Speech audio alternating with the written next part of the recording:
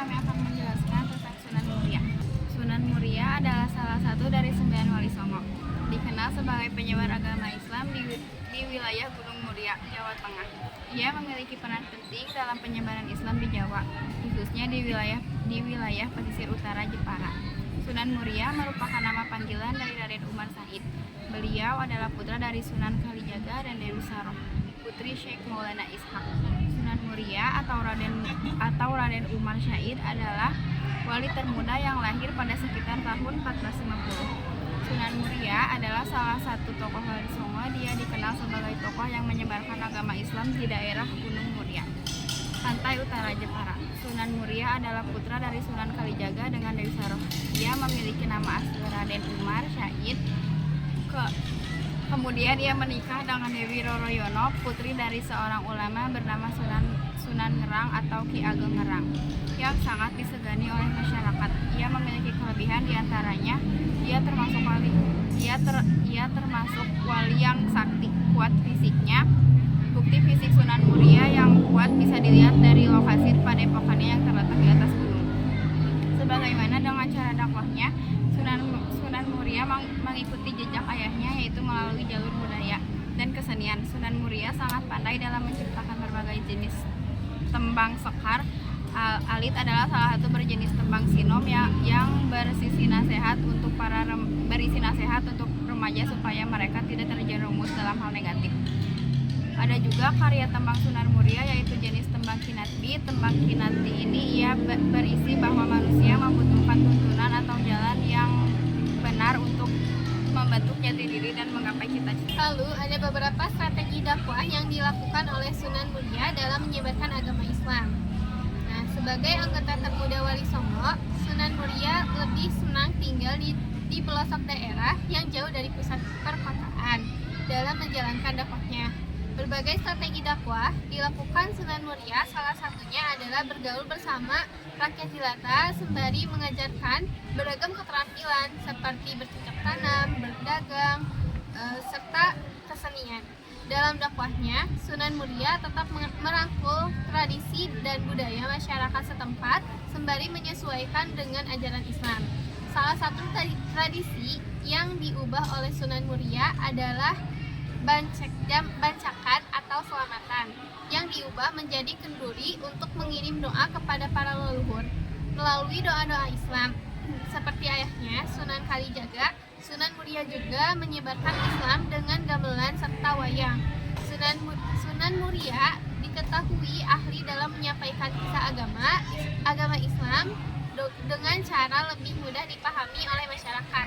Salah satu kisah pewayangan yang kerap disampaikan oleh Sunan Muria dalam dakwahnya adalah Tompo Ngawi, yang berarti menghanyutkan diri dalam masyarakat. Kisah itu sebelumnya juga pernah diceritakan oleh Sunan Kalijaga dalam perjalanan dakwahnya.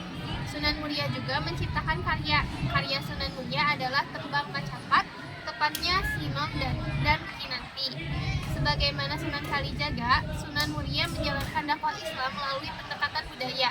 Dalam seni pewayangan, Sunan Muria diketahui suka menggelar sejumlah lakon, carangan, pertunjukan wayang, gubahan Sunan Kalijaga serta Dewa Ruci, Dewa Srani, Jamus Kalimasda, Bagawan Cipating, Semara Ambarang, Jantur, dan sebagainya. Melalui media pertunjukan wayang, Sunan Muria memberikan penerangan kepada masyarakat tentang berbagai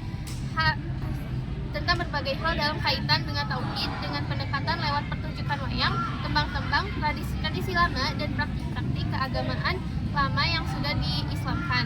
Sunan Muria berhasil mengembangkan dakwah Islam di daerah Jepara, Tayu, Juwana, bahkan sekitar Kudus. Demikianlah kisah-kisah legenda tentang Sunan Muria berkembang turun-temurun di daerah. Secara umum, cerita-cerita legenda yang menyangkut Sunan Muria tidak saja menuturkan bagaimana kesaktian, kedermawanan, kekeramatan, dan ketangguhannya dalam berdakwah melalui seni serta budaya. Sunan Muria juga dikisahkan bisa menciptakan suasana aman daerah sekitarnya yang rusuh dengan menaklukkan para begal dan perampok yang terkenal ganas dan kejam. Salah satu kisah legenda yang menuturkan Sunan Muria menaklukkan para begal dan perampok adalah kisah Kiai Masudi yang semula adalah seorang perampok, lalu sadar dan menyerah kepada Sunan Muria. Kiai Masudi yang sebelumnya dikenal ganas dan kejam itu setelah bertaubat dikenal sebagai orang yang sangat taat beribadah. Oleh karena itu, peranan Sunan Muria dalam pengembangan dakwah Islam di daerah Jepara, Tayu, Juwana, dan Kudus sangat besar. Maka makamnya sampai sekarang diziarahi oleh umat Islam sekitar maupun umat Islam dari daerah lain Indonesia. Sunan Muria juga dikenal dengan pendekatan dakwahnya yang penuh kasih sayang dan toleransi. Ia sangat dekat dengan masyarakat hingga ajarannya menyebar luas sampai pemukiman terkecil. Ia juga dikenal karena mengajarkan tentang bagaimana cara untuk merawat alam. Sunan Muria juga meninggalkan beberapa peninggalan di antaranya yang pertama, makam Sunan Muria. Makam Sunan Muria ini terletak di puncak Gunung Muria, menjadi tempat ziarah bagi para peziarah dari berbagai daerah. Lalu yang kedua, Masjid Sunan Muria, terletak di Desa Colo, Kecamatan Dawe, Kabupaten Kudus, merupakan masjid peninggalan Sunan Muria yang masih terawat hingga saat ini.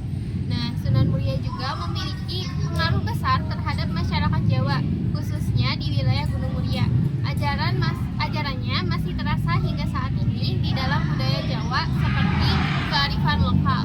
Sunan Muria mengajarkan pentingnya menjaga alam dan hidup rukun dengan sesama. Yang kedua, seni dan budaya. Sunan Muria menggunakan seni dan budaya Jawa sebagai media dakwah seperti wayang kulit dan gamelan. Mungkin cukup sekian yang bisa kami berdua sampaikan. Ditutup saja dengan doa. Rabbana atina fid dunya hasanah wa fil akhirati hasanah wa qina adzabannar. Assalamualaikum warahmatullahi wabarakatuh.